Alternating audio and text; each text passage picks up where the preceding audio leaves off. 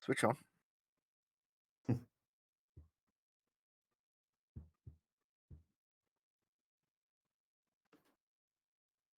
Hello and welcome to Get the Table, another wrestling roundtable discussion podcast with myself, Adam Wilborn, and the Dadley boys of What Culture, Michael Hamflett and Michael Sidgwick, here to discuss another burning wrestling issue. But before we get into it, if you're a fan of this sort of thing, make sure you subscribe to What Culture Wrestling on either iTunes, Spotify, wherever you get your podcasts from, for daily wrestling podcasts where we review Raw, SmackDown, the Wednesday Night War between AEW and NXT, pay-per-views, we have interviews, more roundtable discussions like this one, and a roundup of the week, complete with a bloody good quiz, of course, on Wrestle Culture. But as I said, joined by Michael Hamflett and Michael Sidgwick. And gents, we are gathered here today to talk about the future of NXT. And of course, we are live here on YouTube. So if you want to stick any questions for the boys in the comments, I'll try and ask them as they go through what we are going to be discussing. But I suppose we should start with this sort of breaking news surrounding a major NXT star potentially making the jump to AEW. And yeah, we're not making it up when it comes to how major this NXT star is, because he's currently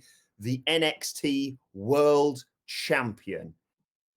Adam Cole, reportedly, his contract is going to expire this summer. And his other half, Britt Baker, was on the AEW Unrestricted podcast recently and said this: "It's all one huge giant family. I hope one day there is a future where in the near future, Adam Cole can be in the ring with the Young Bucks and Kenny and Cody, and it will come full circle and we can all become one giant family again." So with this speculation swirling now, of course, ahead of TakeOver in Your House, where it was recently confirmed on this week's episode of NXT that Cole will defend his title against Velveteen Dream, possibly even in some sort of cinematic match. Hamflett, do you see this one happening? Because this would be a huge coup for AEW. I think what's great about this story is that even if the real story is just our wrestler's contract is expiring in the summer, which is something that you imagine to be totally common, there's so much meat on the bones specifically with the wrestler and the potential opposition he could go to. Obviously, this comes through Britt Baker, his girlfriend, a very important figure in AEW currently, mentioning the idea that he might go there. It has with it the fact that AEW was kind of born off the back of the Bullet Club, that Adam Cole was even in. There are being the elites that like helped birth AEW that Adam Cole is such a huge part of. Britt Baker came out to his music All In. He does exist in the peripheries or within the very basic DNA of All Elite Wrestling already.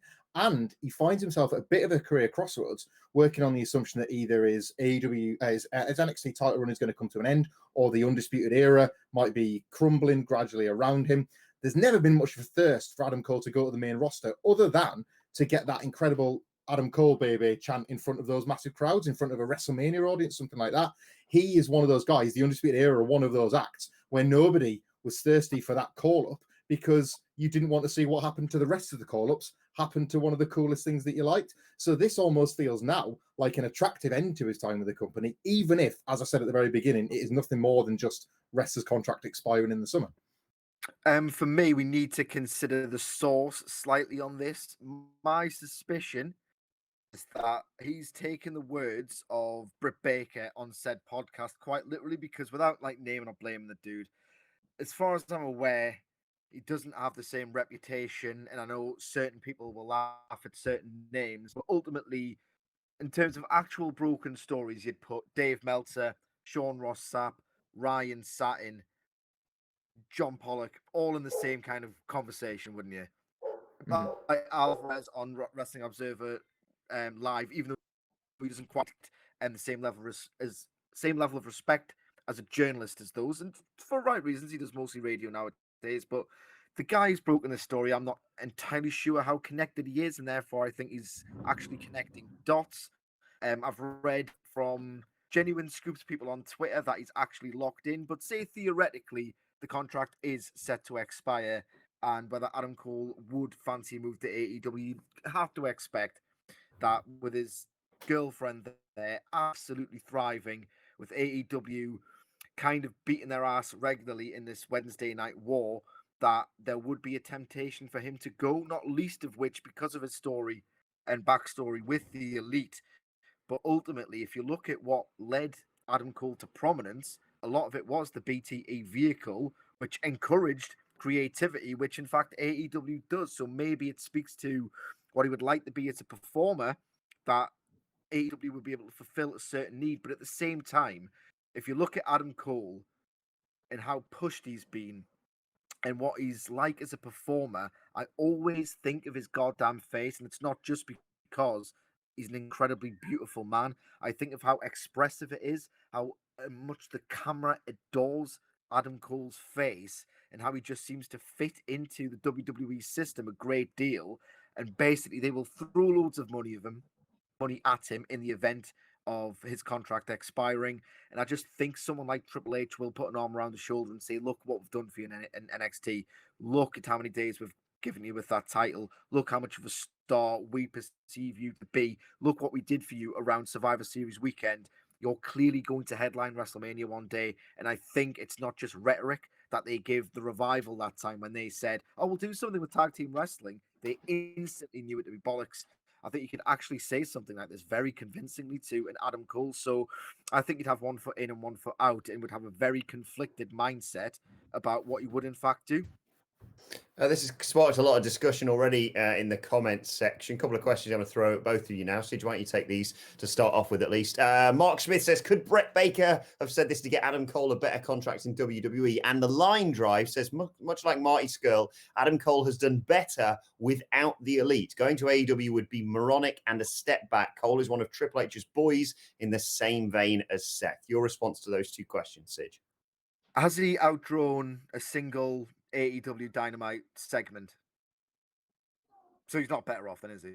That is my response to that question. I don't think he's better off. Yes, he's been the NXT champion, but ultimately to say that he's in a better spot than his former Elite stablemates is a load of bollocks. The same with Marty Scurll. Marty Scurll financially is probably potentially doing better than them, but I think that's a bit of a reach personally. Yeah, that's my response to that question. And in terms of the potential of Britt just saying this to get him a better contract, I mean, that's feasible, isn't it? I mean, she's an incredibly clever woman. We know this as a wrestling performer. She's deeply intelligent. She obviously has to be a dentist. Wouldn't put it past them. Hamflet, your thoughts? I think it's quite cute gamesmanship of if it was to be a bit of a conversation held privately between Adam Cole and Britt Baker for then this to get leaked. It gives me a sense of joy for the wrestlers going forward and the benefit of an AEW for the marketplace of the wrestlers, because this kind of attitude of the wrestlers having some value again and being able to whip up a bit of conversation about their contracts isn't just there to help those people that want to get those sweetheart 5-year deals from WWE. It's there to help everybody get more money from these companies that can well afford to pay it. So I'm all in if that's the way that they've constructed this just for the benefit of an agreement or a conversation that was going to come up with Adam Cole this summer to help his negotiations, then fantastic. And as regards to, I mean, like Cedric's bang on the money about someone like a Marty Scurll in terms of what he could have had, no matter what position he currently holds in Ring of Honor.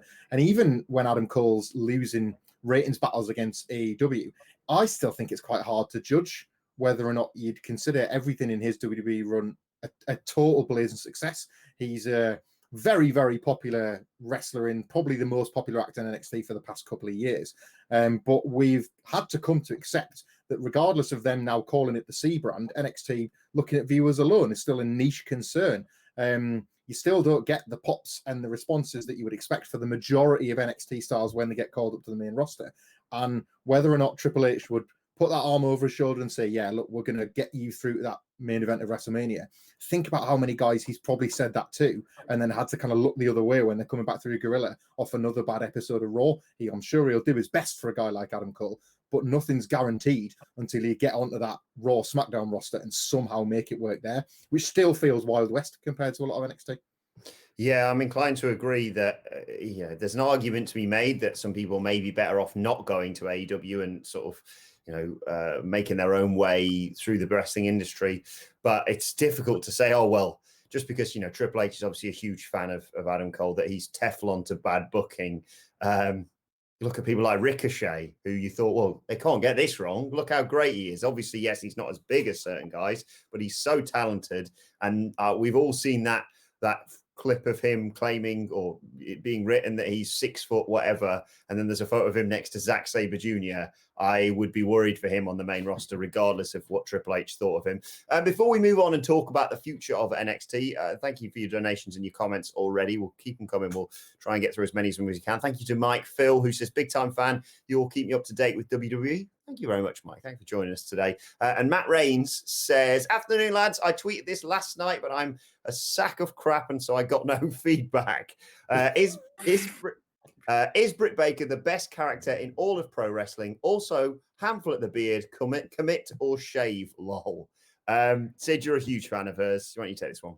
Yes, absolutely. Matt, I'm not just flexing here. I get a lot of notifications, so sometimes they get lost in the wash. It's nothing personal. I appreciate a day one Sidgwick mega fan, and don't you ever forget that. I agree with your thoughts on Hamlet's beard. I've been noticing that thing, even through the potato that is my computer. I think he needs to crap or get off the pot. What was the question I was trying to get myself over with, Gags? Britt Baker, the best character in all of pro wrestling? Oh, Christ almighty. On the evidence of last night's AEW Dynamite, like, Jesus Christ, there was so many immaculate little touches that would, I expect, reward, like, rewatching value. Like, the role model pun was fantastic, as we explained on the Wednesday Night War review podcast, which you can get on iTunes, Spotify, or wherever you get your podcasts from. Just the little tiny details in that segment to get the pops, to engineer the pops. Like, Tony Schiavone was made to move just that little bit so it wasn't obvious, purely so that Britt Baker could tell him to get out of the way, to drop the shirt bomb at the expense of Chris Statlander. Her delivery is detestable. She's funny. She's genuinely the most love to hate heel out there, because I think there are intense badass heels. I think there are heels who are really funny, but you can't help but love them. And I include even Chris Jericho, who's a clear inspiration on Britt Baker in that conversation at present. Britt Baker's got something at this moment incredibly special, where it's genuine heel heat. I admire her work and I love watching her, but at the same time, there's a genuinely detestable aura around her, and that's incredibly hard to cultivate.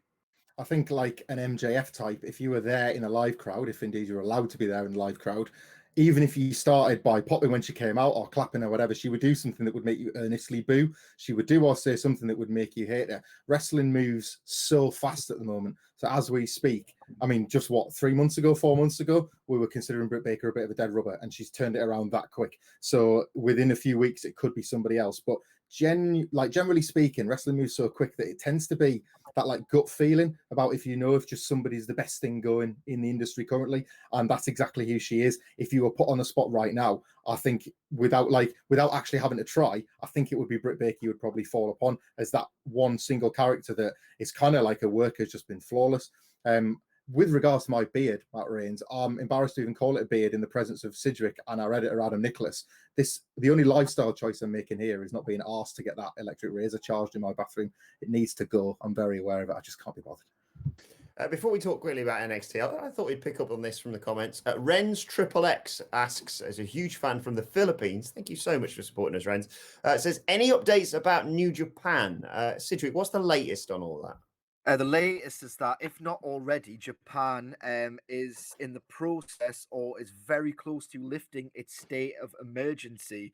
As that specifically pertains to sports and like an emulation of it in pro wrestling coming back, I believe there's a phased rollout for that, conditional on how the ongoing global situation spreads. I believe it's going to something to the effect of 10% of 1,000 capacity and then buildings, 50% of 1,000 building capacities in July. You'll have to Google this for the specific dates and numbers of maximum attendees in a building. But what vividly sticks in my head, and I could be wrong, but I'm pretty sure I got excited about 50% capacity of 1,000-seater venues in July, because that got me thinking they could theoretically do half-full shows at Corcoran Hall, which would be fantastic.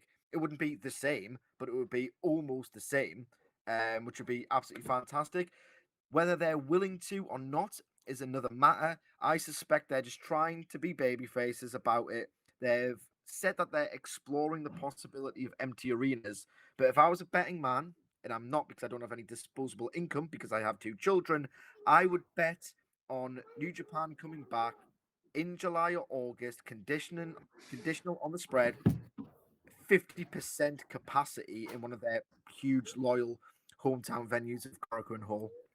It's worth reading up as well. Harold May alluded to it in his speech a couple of weeks ago for New Japan fans to address how they were looking at things. But I think this isn't just New Japan Pro Wrestling, it's about sport and all other sort of gatherings, about the level they're going to, about how people enter and leave the building, about the various checks and tests. And there's a lot of detail gone into just like the health of people if they choose to make the choice to come in the first place. It won't just be, right, we've been given this number by the government so we can adhere to it. It's what they do with the people when they get there. It's about things like hygiene and cleanliness and all that sort of stuff. And that as well, which you would expect, obviously, the people that are furthest forward to be more forward thinking and to take a look at the world and to try and see how it's done differently. But it's something I think to keep an eye on as to what maybe we could expect with WWE, AEW, or I don't know, whatever you want to do with your time when it comes to being able to gather again. I think this could be it'd be quite interesting to see if that model works as and when they roll it out.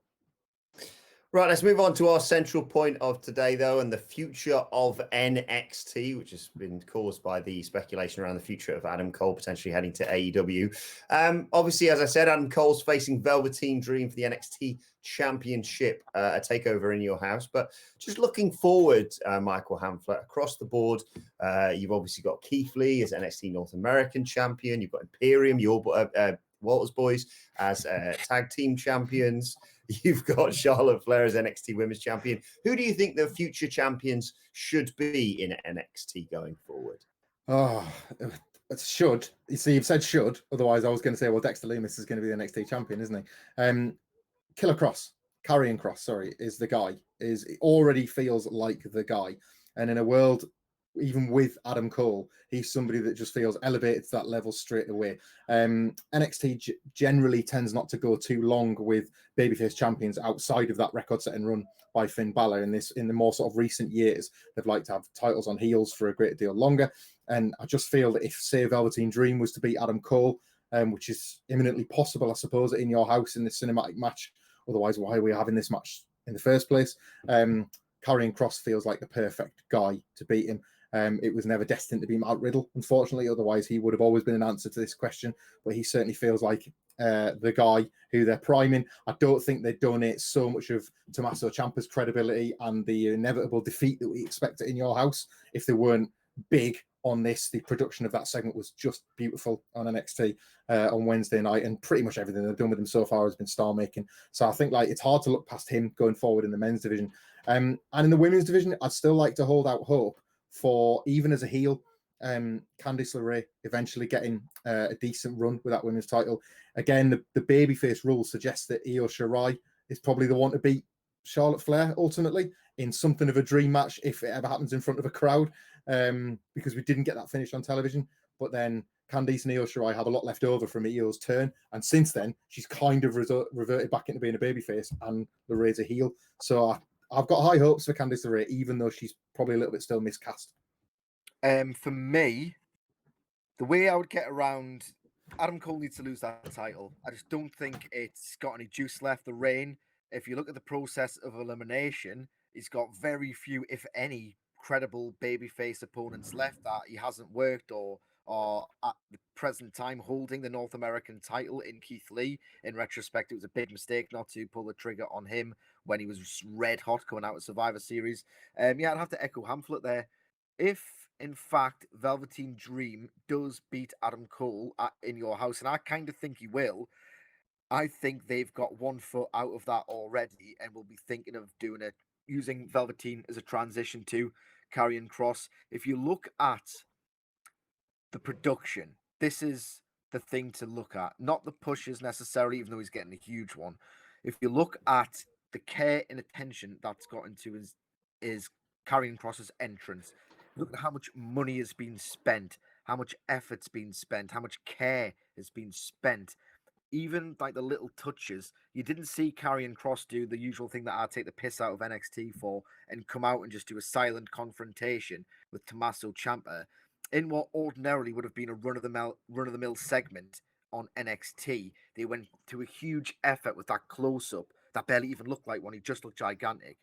They're doing literally everything possible to make you think he's a massive, massive deal. And I just think that Velveteen Dream will win it in your house, but his run will not be long for this world. I don't know where the women's division's going. It feels like they're doing a bit of 50-50 with Tegan Knox and Dakota Kai, and just this past few weeks, Shotzi Blackheart. But in a better world, I would like to see a babyface Candice LeRae beat Charlotte. I think that dynamic would be absolutely out of this world. So that would be great for me. North American, I like Cameron Grimes a lot. I'd like to see him be the champion, and they don't have a tag team division, so I can't answer that question.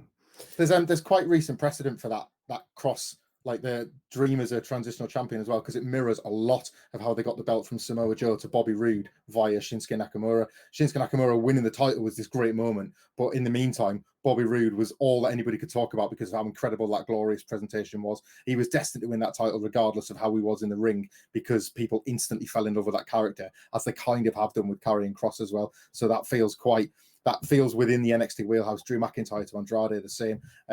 This is how they do it, and it does tend to work as well.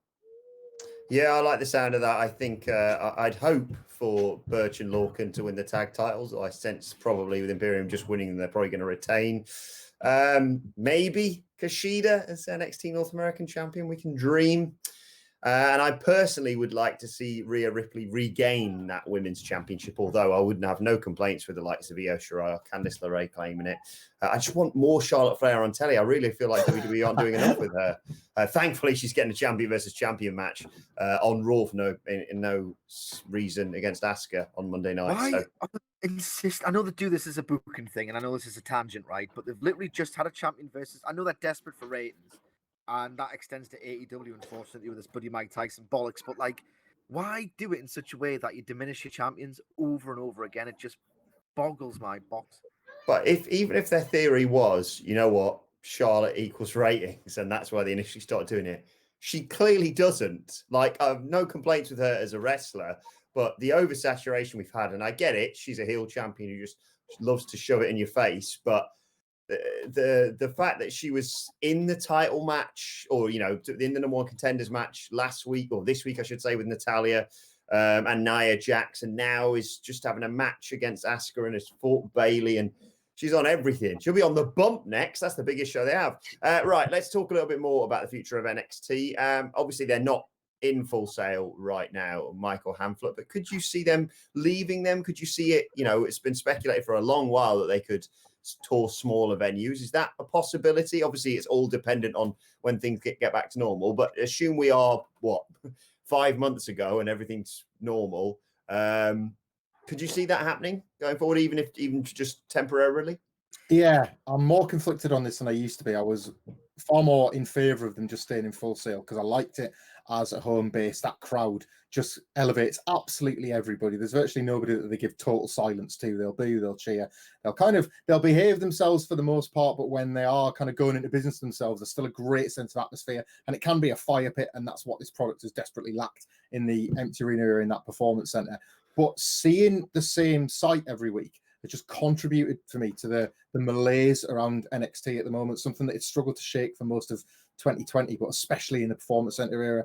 And as much as it is the fans that make it more than the building, if and when they move back to Full Sail, I think there'll start being those echoes of being like, God, this has looked like either one thing or the other and nothing else for the past 6 to 8 months. It actually needs it more than anything. And I think AEW has been far more atmospheric than NXT, but even Daly's Place will start to feel the same. There'll start to be that need for different walls, and if you're going somewhere outside, a different bit of sky, whatever it is, like that too, I think will start to feel stale if we're not even kind of approaching that point already. So not because it's particularly Full Sail's fault, because before all of this occurred, I would have been a hard advocate for staying put.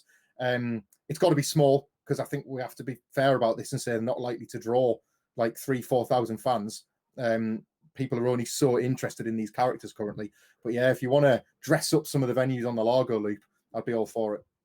I can't see them doing that. I think they like to think they can get away with Full Sail and the small, intimate, small attendance, because it's their home base and they're partnered with Full Sail, and it's sort of a mutually beneficial relationship that they can tout as they are shaping America's youth. in the university school system.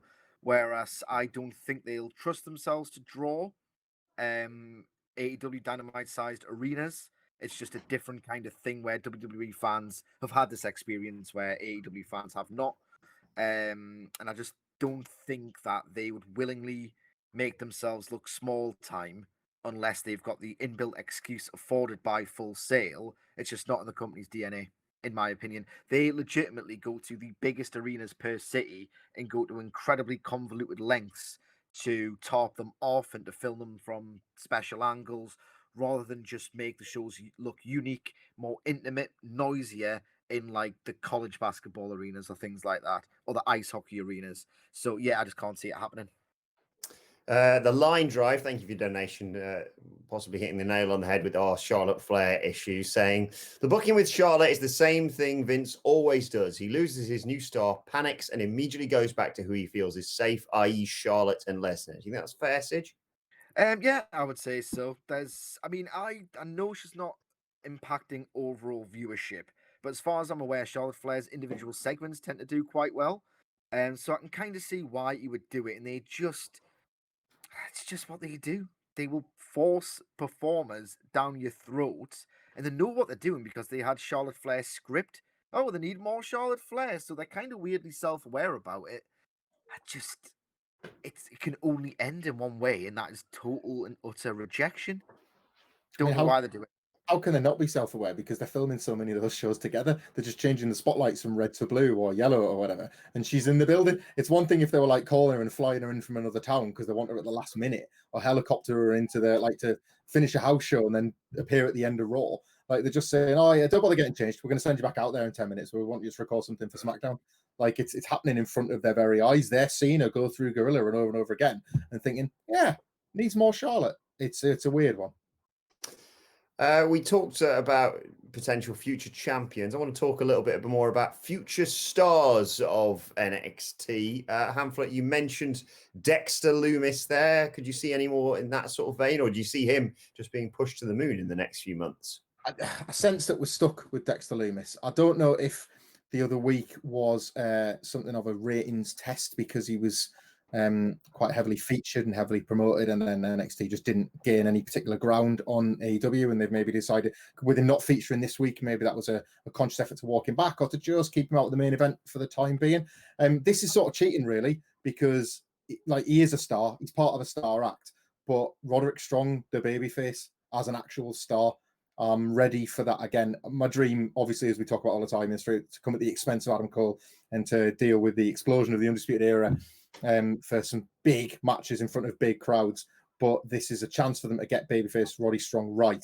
Having sort of bodged it the first time, they went really hard on him being the family man, and it was relatable, but I didn't necessarily make it very likable, even though his matches are absolutely electric. And he can wrestle as a babyface and still keep himself a heel. So if he just switches that bit off, I think you've got this dynamite babyface on your hands. So just taking him away from what he's currently in and making him like a brand new version of his old self, he's right there for them, far more so than Dexter Lumis. It's still a developmental. There's still time. They can take the time trying to smoothen the edges and maybe make him a character that we can all universally enjoy rather than just another The Fiend type character that seems to divide the audience down the middle, because that's not the best start for a character you're trying to push as a top star. The thing about Lumis is that he's very experienced. He's had years to get this specific type of act over. It's just some people think it's quite cool because it is adjacent to supernatural things that they were like sort of really into when they were growing up. But like, I just hate that kind of crap. Like, I really don't like it at all. And so Lumis, I mean, I respect the fact that he's got a lot of people on Reddit Squared Circle very excited. Good for him. I don't personally rate his work. I want to see Jake Atlas get a big push. I don't want him contained to the cruiserweight division. I think he's got genuine crossover potential. He just comes across as such a top bloke, and his in-ring is out of this world. So I think he's barely been in that system for very long. He's not sort of synonymous with this NXT brand that is definitely cooled down. He was a hot act coming into it that they've kind of contrived to cool down. I think he can transcend it. Truly, I do. Jake Atlas is the one for me. Yeah, I really like Jake Atlas. Probably my favorite finisher in wrestling right now, his cartwheel DDT from the top rope. And for me, along with the ones you guys have mentioned there, another cruiserweight interim NXT Cruiserweight Championship tournament contender, Isaiah Swerve Scott.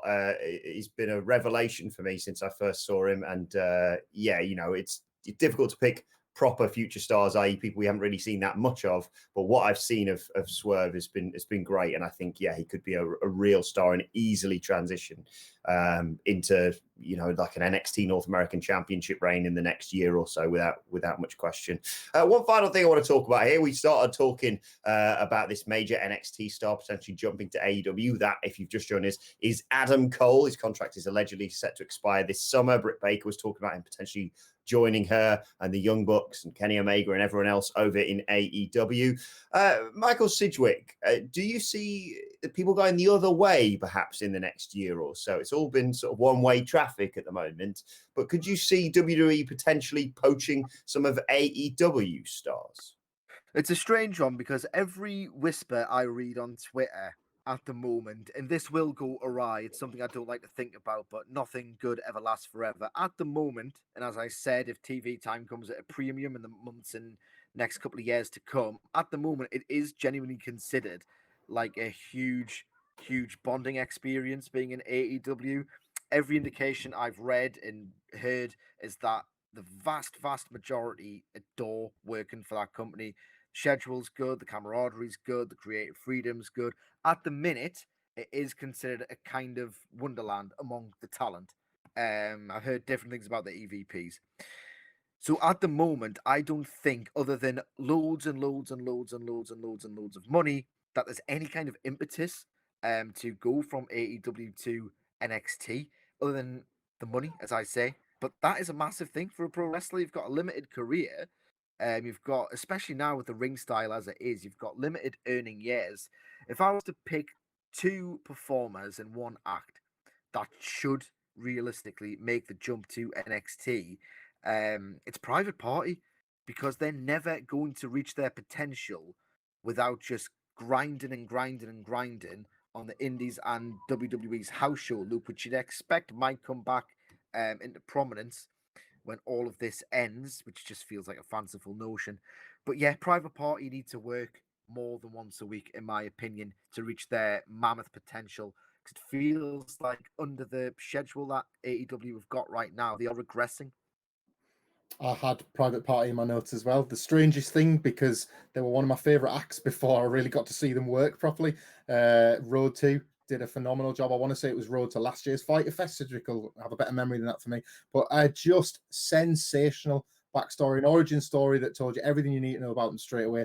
And I remember the next day, me and Cedric came into work talking over the desk about, well, there's a Young Bucks dream match. Oh my God, I need to see that tomorrow. Like it was just amazing. And then you see them and you see why that they wouldn't be pushed yet and why it's going to require patience and time.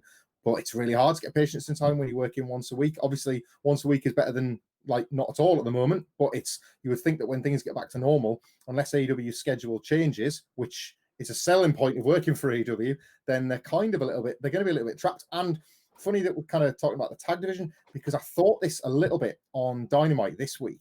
It's not that there isn't opportunity for tag teams, because it obviously is, but I think a conscious effort to stuff the division so full has accidentally marginalized a couple of acts. And the one that sprung to mind for me was just the Butcher and the Blade, and they ended up being featured in like a big angle, and they're probably going to work the Revival. They're going to work FTR probably now on a pay-per-view, so this will keep them going. But I was thinking to myself before that point, they were just strictly audience members, having just been henchmen, and they're a good act, and there's loads of potential. And you look at them and you think, God, once you actually get these over, you could probably do a great deal more with them. And it just feels like there's a little bit of turn taking in the tag team division. So there's no choice in the matter. You kind of have to wait. And then all of a sudden they've been slotted in. But an act like that, up to that point, I was sort of thinking, yeah, like maybe they could be looking elsewhere and thinking, like long term, if we're not getting pushed or if we're just in the rotation, what if the money stops? What if the opportunity slows? What if this does start to look less of a wonderland than it once did? Because we're starting to see the people that don't really get much space on Dynamite, and it's becoming quite regular, and that hasn't changed a lot since Dark began. You kind of know your Dark roster and your Dynamite roster, and I don't think Cedric might disagree, I don't know, but I don't think there's quite as much fluidity as I maybe thought there would be when you first saw all them graphics of so-and-so is all elite and so-and-so is all elite. It's like, no, actually, we've got these elite wrestlers and we've got these guys that we hope are going to get there. But how long is it going to take them to get there working once a week? Final few statements and questions for you here. Thanks to Baz Hoban, just donated, discussing the whole private party issue, saying JR stated that before this ongoing global health crisis started, they were about to start limited house shows to develop talent that needs it, which he thinks will help. And Jed Brown was speculating about the AEW Championship, Michael Sidgwick, saying, when do you think they will have a multi-man match for the AEW World title? Jed suggesting All In, Pac versus Mock versus Omega. There's no need. There's absolutely no need. If you look, and I don't think it's a particular pay-per-view selling thing. Like, they need to sell pay-per-views. That's their big business model. And obviously the rights fees are more important. But traditionally, a one-on-one match between a really popular babyface and a really loathed heel is how to sell a pay-per-view. I really like a triple threat match. I really like a fatal four-way match. In fact, in WWE, I prefer those matches to singles because they're all action. But I just don't think it's in that company's DNA or the mentality to do a multi-man match. And I don't really want to watch one in AEW specifically because I think they're so great.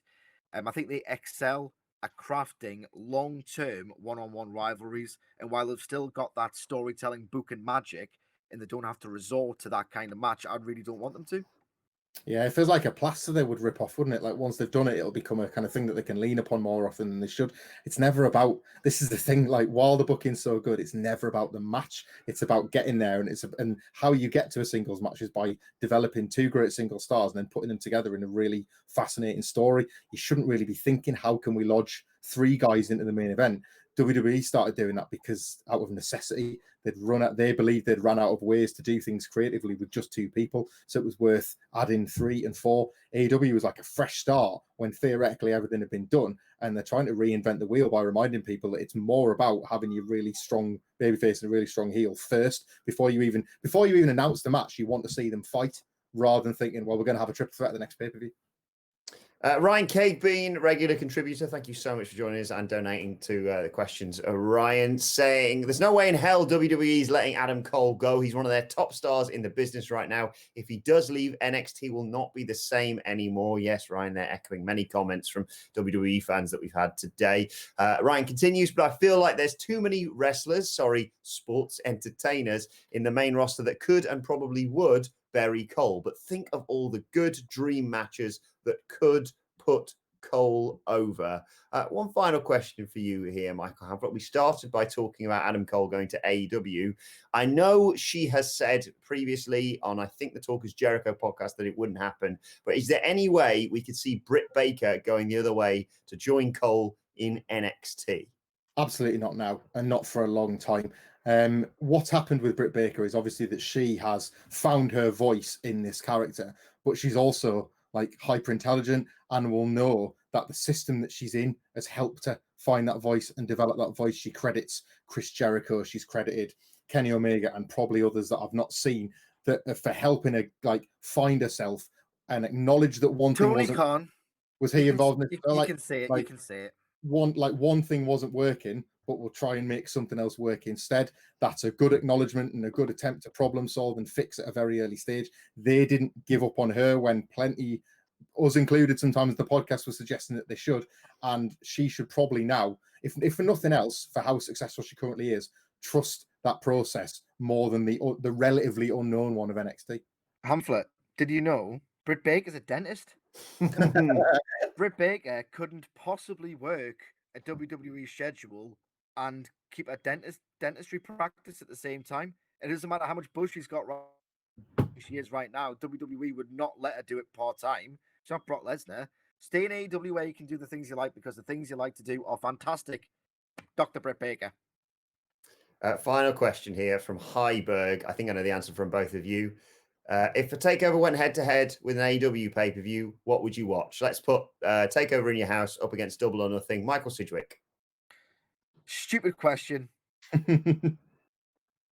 No, it's a good question. If it was takeover quality vintage of 2018 or 2015, two very different but equally great products, I would genuinely be conflicted. Nowadays, not so much. It would be AEW for me.